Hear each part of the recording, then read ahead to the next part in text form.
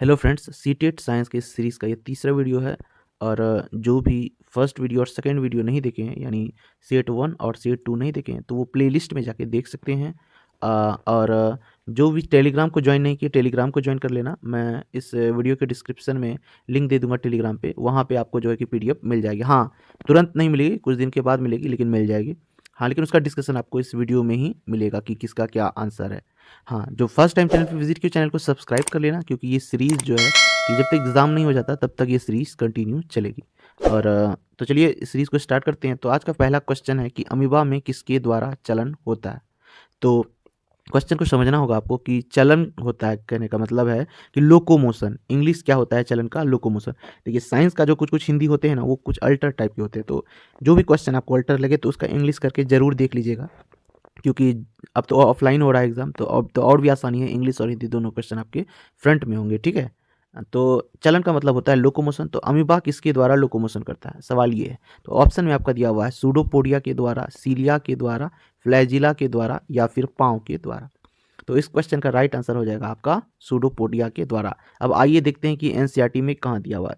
ये एनसीईआरटी में दिया हुआ है, देखिए यहाँ पे दिया हुआ है कि सूडोपोडिया एज इन अमीबा, यानी जो उसमें लोकोमोशन, एक पेज और कट गया, इसके ऊपर वाला जो पेज है क्लास 11th में ये मिल जाएगा आपको। 11th का मैंने, ये जरूरी नहीं है कि 11th में, ये आपको 9th में भी मिल जाएंगे, ठीक है। लेकिन स्टैंड अप करने के लिए, थोड़ा सा स्टैंड अप हाई करने के लिए मैंने बनाया, ताकि जो है कि ऐसे तो ये बेसिक चीज़ें आपको 8 9 में भी आ जाएगा, क्योंकि क्या भरोसा क्वेश्चन आपका हार्ड हो जाए। इसीलिए जो है कि मैंने क्वेश्चन का स्टैंडर्ड मेंटेन करने के लिए थोड़ा सा हार्ड बनाया है कुछ कुछ क्वेश्चन। तो किसके द्वारा होता है अमीबा में लोकोमोशन? जो होता है सूडोपोडिया के द्वारा होता है, ठीक है। तो बढ़ते हैं नेक्स्ट क्वेश्चन की ओर। नेक्स्ट क्वेश्चन है आपका कि पदार्थ की चौथी अवस्था क्या है, ठीक है। हाँ, ये आपके मिल जाएंगे 6 to 8 में भी मिल जाएंगे। देखिए, अगर आप 6 to 8 का जो सीटेड पेपर भरे हैं, सेकंड पेपर वाला, तो जरूरी नहीं है कि 6 to 8 तक ही पढ़े, आप स्टैंडर्ड को बढ़ा लें, 9 10 तक पढ़ लें। इससे क्या होगा कि आपका कोई भी क्वेश्चन नहीं छूटेगा और आप इजीली बना पाएंगे, ठीक है। तो पदार्थ की चौथी अवस्था, जैसा कि आप जान रहे हैं कि पदार्थ की कितनी अवस्था होती हैं, मेनली 3 अवस्था होती हैं, लेकिन उन तीनों ही अवस्था को नहीं पूछा जाता। हाँ, उन 3 अवस्था को नहीं पूछा जाता, बल्कि चौथी या पांचवी अवस्था पूछते हैं, क्योंकि स्टूडेंट वहीं पे जाके कंफ्यूज हो जाते हैं और क्वेश्चन का आंसर रॉन्ग कर देते हैं, ठीक है। क्योंकि बेसिकली लोग सोचते हैं कि 6 to 8 में सिर्फ 3 ही अवस्था है, जबकि चौथी और पांचवी अवस्था भी 9th में आपको मिल जाएगी, जो कि 6 to 8 में भी पूछने के चांसेस रहते हैं। तो चौथी अवस्था है, ऑप्शन दिया हुआ आपका प्लाज्मा, ठोस, द्रव, बोन्स, आइंस्टीन अवस्था, ठीक है। तो इसका आपको राइट आंसर देना है। ये सारे ही पदार्थ की अवस्थाएं हैं, ठीक है, ठोस, द्रव, गैस, प्लाज्मा और बोस, आइंस्टीन। अब बताना आपको कि इनका कौन सा राइट आंसर होगा। तो आपका राइट आंसर हो जाएगा प्लाज्मा, ठीक है। चौथी अवस्था क्या? प्लाज्मा। और ये पांचवी अवस्था है, ये फोर्थ और ये फिफ्थ, ठीक है। अब आप लोग ये सोच रहे होंगे कि इतना टाइम एक क्वेश्चन को डिस्कस कराने में मैं क्यों लगाता हूँ। बेसिकली क्या है ना कि सिर्फ क्वेश्चन आप 1000 भी सॉल्व कर लोगे ना, वहाँ पे ज़रूरी नहीं कि सेम टू सेम क्वेश्चन आ जाएंगे। जो क्वेश्चन का डिस्कशन होता है वो स्टूडेंट के लिए बेनिफिशियल होता है, ठीक है। तो पदार्थ की चौथी अवस्था जान के आप कौन सी है? प्लाज्मा अवस्था। और पदार्थ की पांचवी अवस्था है बोस आइंस्टीन अवस्था। और ठोस द्रव गैस के बारे में जान ही रहे हैं, तो इसका डिस्कशन देख लेते हैं। इसका डिस्कशन एनसीईआरटी का ये कट पेज है, जो कि आपको मिल जाएंगे एनसीईआरटी में, 9th या 8th में से मिल जाएंगे किसी में से। देखिए, चौथी अवस्था यहाँ प्लाज्मा के बारे में दिया हुआ है, पांचवी अवस्था है बोस आइंस्टीन अवस्था। आप इसका स्क्रीनशॉट ले लीजिएगा और इसको अच्छे से पढ़ लीजिएगा, और अगर आपके पास बुक है तो आप अच्छी बात है।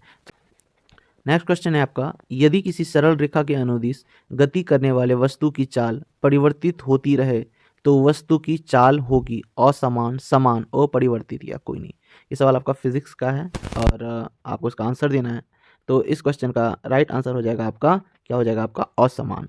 देखिए ये, चलिए इस क्वेश्चन का जो है एनसीईआरटी का डिस्कस देख लेते हैं। देखिए यहाँ पे दिया हुआ है, आप जब गति वाला चैप्टर पढ़ेंगे फिजिक्स में, उसमें आपको एनसीईआरटी में दिया हुआ है कि जो है कि यदि किसी सरल रेखा के अनुदिश गति करने वाले वस्तु की चाल परिवर्तित होती रहती है तो उस वस्तु का चाल असमान कहलाती है, ठीक है। सेम टू सेम है, तो ये आप डिस्कस। बढ़ते हैं नेक्स्ट क्वेश्चन की ओर। नेक्स्ट क्वेश्चन है आपका, स्पंज एक ठोस है जबकि उसके आसानी से दबाकर आकार बदल सकते हैं, क्यों? तो इस क्वेश्चन का आंसर है, संपीड़न आसानी से होता है, इसमें द्रव की मात्रा समाहित होती है, इनके अंतराण्विक बल बहुत कम होते हैं, या इनमें से कोई नहीं। तो जैसा कि आप जान रहे हैं कि ठोस एक सॉलिड है और इसके बीच जो एटम्स होते हैं वो काफ़ी क्लोज्ड होते हैं और गैप नहीं होता है। तो उसके बावजूद भी स्पंज अगर सॉलिड है तो वो दबाने पे दब क्यों जाता है, क्वेश्चन ये कह रहा है, ठीक है। तो आपको ये इसका आंसर देना है। तो इस क्वेश्चन का आपका राइट आंसर हो जाएगा आपका क्या क्या है ऑप्शन? सपिंडन आसानी से होता है, इसमें द्रव की मात्रा समाहित होती है, इनकी में अंतराण्विक बहुत कम होता है। गलत, अंतराण्विक जो बल है वो अगर कम होगा तो वो सॉलिड होगा ही नहीं, वो क्या हो जाएगा आपका? लिक्विड हो जाएगा। हाँ इसका, और ये द्रव की मात्रा समाहित होती है, ये भी गलत हो जाएगा आपका। तो ये हो जाएगा आपका सपिंडन आसानी से होता है। चलिए आइए इसका डिस्कशन देख लेते हैं एनसीईआरटी कट से। तो ये सभी ठोस ही हैं, क्योंकि देखिए यहाँ पे दिया हुआ है आपका कि ब्राहा बल जब लगाएंगे, ये जो है ना ठोस के बारे में ये टॉपिक जितना भी यहाँ पे बताया गया है वो स्पंज वाली बात, कि ब्राहा बल लगाए जाने पर रबर बैंड का आकार बदल जाता है। ठीक है, क्या रीज़न है? देखिए, बल हटा लेने पे पुनः अपने मूल आकार में आ जाते हैं, अत्यधिक बल लगाने पर यह टूट जाता है, क्योंकि ठोस का जो होता है आकार, आकृति और आयतन फिक्स होता है, इसीलिए ज़्यादा बल लगाएंगे तो वो टूट जाएगा। ठीक है, चाहे हम पढ़ लीजिएगा स्क्रीनशॉट लेके। बढ़ते हैं अगले प्रश्न की ओर। अगला प्रश्न है कि तिलचट्टों के शरीर में वायु प्रवेश करती है। ठीक है, अगर आप क्वेश्चन नहीं समझ पा रहे हैं तो क्वेश्चन को समझना सबसे ज़्यादा ज़रूरत होगी, क्योंकि अगर आप क्वेश्चन बिना सोचे समझे अगर उसका आंसर दे देते हैं तो हो सकता है वो आंसर आपका गलत हो जाए। देखिए क्वेश्चन कितना कंफ्यूजिंग कर रहा है आपको, पूछ रहा है वायु प्रवेश करती है। ठीक है, अब आप सोच रहे हैं वायु प्रवेश करती है, दरअसल क्वेश्चन कहना ये चाह रहा है कि श्वसन कैसे करती है। तो श्वसन कब होता है? जब वायु हमारे अंदर जाती है। ठीक है, ऑक्सीजन, चाहे कोई भी जीव है, तो वही कह रहा है कि वायु प्रवेश करती है। वायु प्रवेश करना इट्स मीन्स आप श्वसन करना। ठीक है, श्वसन करना तो किसके द्वारा होता है? फेफड़ों के द्वारा, क्लोम के द्वारा, या श्वास रंध्रों के द्वारा, या त्वचा के द्वारा। इनमें से तिलचट्टा में किसके द्वारा होता है? तो इस क्वेश्चन का राइट आंसर हो जाएगा आपका कि श्वास रंध्रों द्वारा होता है। ठीक है, जो फेफड़ों द्वारा होता है ये तो दरअसल जो होते हैं मैमल्स में होता है, यानी मनुष्यों में होता है। हाँ, एम्फीबियंस में भी होते हैं। ठीक है, ये फेफड़ों द्वारा मनुष्य सांस लेते हैं। क्लोम जो होते हैं ये मछलियों में होते हैं, और त्वचा द्वारा जो होते हैं, अर्थवॉर्म जो होते हैं वो करते हैं। चलिए आइए इसका डिस्कशन देख लेते हैं एनसीईआरटी कट से। तो यहाँ पे सारा डिस्कशन मैंने हाईलाइट कर दिया है। जैसे केचुआ है उसमें आपका दिया हुआ है किसके द्वारा होता है, कि श्वास के बारे में, या फिर आपका यहाँ श्वास, यहाँ पे आपका जो ऑप्शन का आंसर है यहाँ पे ये श्वास रंध्रों के द्वारा। कॉकरोच है यहाँ पे, और यहाँ पे है श्वास रंध्रों के। यहाँ ध्यान से देखिए, यहाँ पे कॉकरोच लिखा हुआ है और यहाँ पे है श्वास रंध्र, तो इसके द्वारा होता है। बाकी इसमें ये भी दिया हुआ है कि मछली कैसे सांस लेते हैं, जैसे यहाँ पे मछली है लिखा हुआ है, यहाँ पे क्लोम लिखा हुआ है, यहाँ मनुष्यों का फेफड़े की बात, ये तो ईजी है। ये आंसर केचुए का भी दिया हुआ है, तो ये आप स्क्रीनशॉट ले लीजिएगा और इसको अच्छे से पढ़ लीजिएगा। ठीक है, बढ़ते हैं नेक्स्ट क्वेश्चन की ओर। कौन सा पौधा कीट भक्षी है? ठीक है, तो ये ऑप्शन दिए हुए हैं सनड्यूज, वीनस फ्लाईट्रैप, सूर्यमुखी, इनमें से कोई नहीं। ठीक है, तो इस क्वेश्चन का आपको आंसर देना है। तो इस क्वेश्चन का राइट आंसर ये दोनों हो जाएगा। ऑप्शन में गड़बड़ी है, यहाँ पे ये नहीं होगा, यहाँ पे होना चाहिए इनमें से सभी होना चाहिए, क्योंकि वीनस फ्लाईट्रैप भी आपका राइट आंसर है और सनड्यूज भी फ्लाईट्रैप आंसर है। आइए एनसीईआरटी में इसका डिस्कस देख लेते हैं। देखिए एनसीईआरटी में है, यहाँ पे दिया हुआ है कि जो कीट भक्षी है कहलाते हैं, डेफिनेशन दिया हुआ पहली बात, उसके बाद लिखे हुए वीनस फ्लाईट्रैप तथा सनड्यूज कीट भक्षी पादपों के दो अन्य उदाहरण है। तो यहाँ पे दिया हुआ है इसका डिस्कस। बढ़ते हैं अगले प्रश्न की ओर। अगला प्रश्न है आपका कि अगर एक पत्थर और एक पंख को एक साथ गिराया जाए तो कौन पहले गिरेगा? फिजिक्स का है ये सवाल। तो ऑप्शन है आपका 7 में पंख आधी दूरी पर पत्थर पहले गिर जाएगा, या पत्थर पहले गिरेगा, या फिर कथन अपूर्ण है। कहने का मतलब एक पत्थर है और आपका एक पंख है। ठीक है, अगर दोनों को साथ में गिराया जाए तो कौन पहले गिरेगा? तो इस क्वेश्चन को समझने के लिए आपको जो है कि आप समझना पड़ेगा निर्वात और वायु में अंतर समझना पड़ेगा। तो सबसे पहले मैं इसका आंसर बता दूं, तो आंसर हो जाएगा आपका कि 7 में। अब आप लोग कहेंगे कि यहाँ पे ये तो क्लियर नहीं किया हुआ है कि निर्वात बोल रहा है, या फिर ये तो आप लोगों में से बहुत लोगों ने कथन अपूर्ण है पे लगा दिया होगा, जबकि ऐसा नहीं है। देखिए फिजिक्स कहता है कि अगर कुछ नहीं दिया हुआ रहे तो वो कह रहा है निर्वात। अगर वो वायु कहना चाहेगा तो वो वायु को क्वेश्चन में डिनोट कर देगा। ठीक है, मेंशन कर देगा वायु। अगर वायु नहीं रहे तो आप खुद ब खुद निर्वात समझ जाना। अगले प्रश्न की ओर। अगला प्रश्न है कि सर्वप्रथम किसने गति का पता लगाया? तो आपका ये ऑप्शन दिया हुआ है न्यूटन चचा, गैलीलियो ताऊ, रॉन्टजन पड़ोसी, या रिश्तेदार। ये थोड़ा सा फनी वे बनाने के लिए मैंने किया, क्योंकि पढ़ते पढ़ते मन बोर हो जाता है, तो ये थोड़ा सा जो है कि फ़नी वे में समझाने की कोशिश किया है मैंने, ऑप्शन बनाने की कोशिश की है फ़नी वे में। तो आपको इसका आंसर देना है। ठीक है, मैं जान रहा हूँ आप लोगों के मन में कौन सा आंसर चल रहा है। आप लोग सोच रहे होंगे न्यूटन ने। ठीक है, तो देखिए अगर आप डीप स्टडी करेंगे एनसीईआरटी के तो आपको पता चलेगा कि जो है कि सबसे पहले जो है गैलीलियो, जब ये बताया था इससे पहले ही गैलीलियो ने जो है कि दूरबीन की खोज कर ली थी और ग्रह की गति का पता लगाया था। तो अगर सिंपली अगर डायरेक्ट पूछता है सर्वप्रथम किसने गति का पता लगाया, तो आपको वहाँ पे गैलीलियो ही टिक करना है। ठीक है, जो बीपीएससी में भी ये सवाल आ चुके हैं कि सर्वप्रथम गति का किसने पता लगाया, तो गैलीलियो ही उसका आंसर था। ठीक है, अगर नॉर्मली पूछे कि गति के नियम का किसने जो है कि ये क्या प्रतिपादन किया, तो आप न्यूटन मार सकते हैं, ठीक है। तो अगर सर्वप्रथम बोले तो गैलीलियो ही मारना है। बढ़ते हैं अगले प्रश्न की ओर। अगला प्रश्न है, इनमें से किसे किसान का मित्र कहा जाता है? ऑप्शन है केचुआ, टिड्डा, दीमक या स्नेल। तो इस क्वेश्चन का राइट आंसर हो जाएगा, क्योंकि ये बहुत ही ईजी आंसर है, इसके लिए नो टाइम। आप जानते हैं किसान का मित्र कौन है? केचुआ, ठीक है। टिड्डा तो नुकसान ही पहुंचाता है फसल को, दीमक तो वस्तुओं को नुकसान पहुंचाता है, और स्नेल तो जीव है, ठीक है। स्नेल जान ही रहे हैं आप, इस प्रकार का होता है जो स्नेल, ठीक है।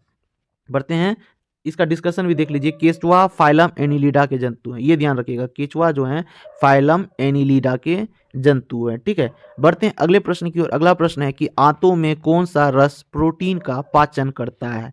ठीक है, क्वेश्चन पढ़ के हड़बड़ा के टिक मत लगाइए, क्वेश्चन को समझिए पहले, ठीक है। बहुत सारे लोग फट से टिक मार दिए होंगे आंत देख के, ठीक है। तो इस क्वेश्चन का आपका राइट आंसर हो जाएगा, आपका कौन सा राइट आंसर हो जाएगा? आपका पेप्सिन, ठीक है। प्रोटीन का पाचन कौन करता है? पेप्सिन। अब आप लोग सोच रहे होंगे कि HCl, बहुत सारे स्टूडेंट मार दिए होंगे कि आंत है तो HCl होगा आंत में।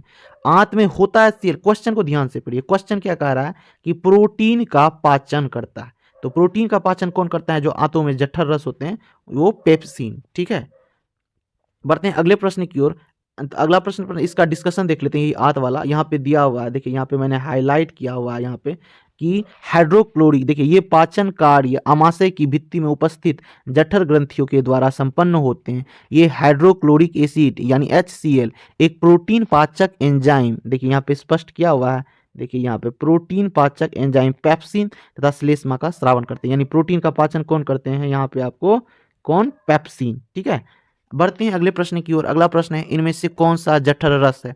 सेम क्वेश्चन है लेकिन डिफरेंट है क्वेश्चन में, इसलिए मैंने कहा क्वेश्चन जरूरी नहीं कि आप क्वेश्चन कितना भी सॉल्व कर लो, जब तक आप उसका डिस्कशन नहीं करोगे तब तक वो बेनिफिशियल नहीं होगा। इसीलिए मैं टाइम लगा के डिस्कशन कराता हूँ, ताकि आपको एक क्वेश्चन में छिपे 4, 5, 6 क्वेश्चन आपको समझ में आ जाए, ठीक है। तो कौन सा जठर रस है इसमें से?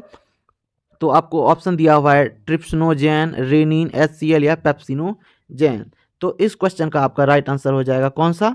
तो जठर रस कौन सा है इसमें? आपका रेनिन, ठीक है। रेनिन हो जाएगा आपका जठर रस। हालांकि जठर रस में ऑप्शन गलत बनाया गया है, जबकि जठर रस में आपका पेप्सिनोजेन भी होता है, आपका रेनिन भी होता है, और आपका ये हाँ ये भी होता है, HCl भी होता है जठर रस में, ये भी गिनती हो जाता है। तीनों रेनिन, HCl और पेप्सिनोजेन तीनों। हाँ, अगर प्रोटीन की बात करें तो पेप्सिन और रेनिन जो है कि प्रोटीन का पाचन करते हैं। रेनिन जो होते हैं बच्चों में के लिए ज़्यादा उपयोगी होता है, जो बच्चा लोग दूध पीता है ना, उसका पाचन रेनिन करता है, ठीक है। बढ़ते हैं अगले प्रश्न की ओर। अगला प्रश्न है कि ओजोन की मोटाई मापी जाती है, इसके बारे में मैंने डिस्कशन कराया था, सेट 1 या सेट 2 में कराया है। तो आप अगर वो देखे होंगे तो आप ये क्वेश्चन का जरूर से जरूर टिक कर दिए होंगे राइट। तो इस क्वेश्चन का राइट आंसर हो जाएगा डॉप्सन, ठीक है। तो बढ़ते हैं अगले प्रश्न की, और ये सभी भी डिस्कस मैंने शायद कराया, ये केल्विन और डेसिमल के वगैरह, ठीक है। तो इन सबको बढ़ते हैं अगले प्रश्न की ओर। अगला प्रश्न है कि कौन सी धातु अधिक क्रियाशील है? सोडियम, हाइड्रोजन, सीसा, टीन। ये भी मैंने पिछले वीडियो में डिस्कशन कराया था, और आज के देखिए एक प्रश्न उसी से रिलेटेड है। तो कौन सा धातु है? तो सबसे पहले आपको जानना पड़ेगा कि कौन सा धातु क्रियाशील है। कुछ कुछ धातु हैं क्रियाशील है, और उसका NCERT में क्लियर लिखा हुआ है, और ट्रिक भी मैंने बताया था आपको। केदारनाथ का माली आलू जरा फीका पकाता है कौन है? आगे आओ, ये ट्रिक मैंने बताया हुआ था, ठीक है। देखिए इस टाइप का आया था NCERT का पेज, और मैंने बताया था। तो देखिए इसमें सबसे ऊपर कौन सा है? सोडियम है लिखा हुआ, तो यहाँ पे सोडियम सबसे ऊपर है, तो सोडियम हो जाएगा आपका राइट आंसर। हालांकि हाइड्रोजन भी क्रियाशील है, हाइड्रोजन भी क्रियाशील धातु है, ठीक है, लेकिन हाइड्रोजन नहीं है। सबसे पूछ रहा है कि धातु कौन सी धातु अधिक क्रियाशील है, ठीक है, अधिक पूछ रहा है, तो सोडियम हो जाएगा। अगर ये ऑप्शन ए भी दोनों रहता तब दोनों मार सकते थे, लेकिन राइट आंसर अधिक के मामले में कौन हो जाएगा? आपका सोडियम। तो ये आप स्क्रीनशॉट ले लीजिएगा। बढ़ते हैं अगले प्रश्न की ओर कि ठोस कार्बन किसका उदाहरण है? तो शुष्क बर्फ, CO2, मोमबत्ती या कपूर का? तो इस क्वेश्चन का आपका राइट आंसर हो जाएगा शुष्क बर्फ, ठीक है। ठोस कार्बन किसका, यानी जो सूखे बर्फ होते हैं उसी को बोलते हैं ठोस कार्बन। तो यहाँ पे NCERT का कट में डिस्कस देख लीजिए, यहाँ पे ठोस कार्बन को शुष्क बर्फ कहते हैं, ये भी आप याद कर लीजिएगा, ये भी काम में आता है। बढ़ते हैं अगले प्रश्न की ओर। अगला प्रश्न है कि नाभिक रिएक्टर में किसका उपयोग मंदक के लिए किया जाता है? D2O, यूरेनियम, रेडियम या इनमें से कोई नहीं? तो इस क्वेश्चन का राइट आंसर हो जाएगा आपका D2O। अगर सिर्फ पूछता नाभिक रिएक्टर में किसका उपयोग किया जाता है तो यूरेनियम भी हो जाता, D2O भी हो जाता, रेडियम नहीं होता। ठीक है, रेडियम एक अलग धातु है, ठीक है, जो कि आप देखे होंगे बचपन में हम लोग वैसी घड़ी पहने थे जो कि लाइट जलाने पे फिर लाइट बुझा देते थे, अंधेरे में ग्रीन कलर का दिखाई देने लगता था। हाँ, वही है पदार्थ रेडियम, और इसकी खोज मैडम क्यूरी, पियरे व मेरी ने किया था। ठीक है, तो इसका राइट आंसर हो जाएगा आपका D2O। बढ़ते हैं अगले प्रश्न की ओर। अगला प्रश्न है, हाँ ये एक और चीज, यूरेनियम में भी यूरेनियम जो है 235 का यूज किया जाता है, ठीक है, नाभिक रिएक्टर में, मंदक के रूप में D2O का। बढ़ते हैं अगले प्रश्न की ओर। अगला प्रश्न है, बिजली से लगी आग में किसका उपयोग किया जाता है? तो इस क्वेश्चन का ऑप्शन है CCl4 यानी कार्बन टेट्राक्लोराइड, CHCl3, H2O या N2O। देखिए केमिस्ट्री के फॉर्मूले को तो बेसिक जो फॉर्मूला है उसको आपको उसकी जानकारी होनी ही चाहिए, बिकॉज वो जो क्वेश्चन होते हैं कभी कभार पूरा नाम नहीं लिख के फॉर्मूला ही दे देते हैं, आपको सूत्र दे देते हैं, आपको उसी से आपको आंसर देना होता है। तो इस क्वेश्चन का राइट आंसर हो जाएगा CCl4। ऐसे तो आप लोगों के मन में ये सवाल आंसर आ रहा होगा कि कार्बन टेट्राक्लोराइड, बट यहाँ पे CCl4 दे दिया है। तो हाँ, अगर आप जान रहे हैं कार्बन टेट्राक्लोराइड, चूंकि आप लोग ग्रेजुएशन करने के बाद ही ना सीटेट पेपर 2 का एग्जाम दे रहे हैं, तो बेसिकली आपको इतना तो नॉलेज होगा ही। तो कार्बन टेट्राक्लोराइड CCl4। देखिए इस, और ये क्या है, ये आपका क्लोरोफॉर्म गैस, इसको बोलते हैं क्लोरोफॉर्म गैस, और ये जो होते हैं हवा के साथ रिएक्ट करके फॉस्जीन गैस बनाते हैं, जो कि बहुत ही जहरीला होता है। पहले इसका उपयोग ना निश्चेतक के रूप में किया जाता है, अब नहीं किया जाता है। H2O तो जल है, इसके बारे में जान ही रहे हैं, और नाइट्रो N2O भी एक गैस है। ठीक है, बढ़ते हैं अगले प्रश्न की ओर। अगला प्रश्न है कि कौन सा विटामिन हमारे आंखों के लिए लाभदायक है? Vitamin B12, vitamin A, vitamin C, vitamin E। तो इस क्वेश्चन का आपका राइट आंसर हो जाएगा आपका विटामिन A।